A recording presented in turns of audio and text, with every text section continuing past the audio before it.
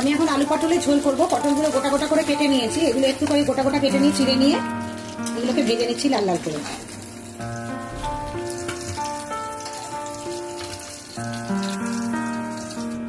এবার আমি কালো জিরে আর শুকনো লঙ্কা ফোড়ন দিয়ে দিচ্ছি।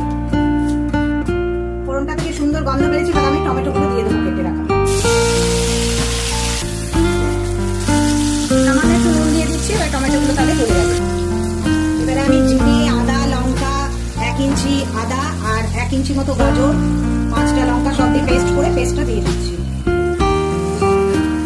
জিরে, আদা, লঙ্কার পেস্টটা দিয়ে সুন্দর করে নাড়তে হবে।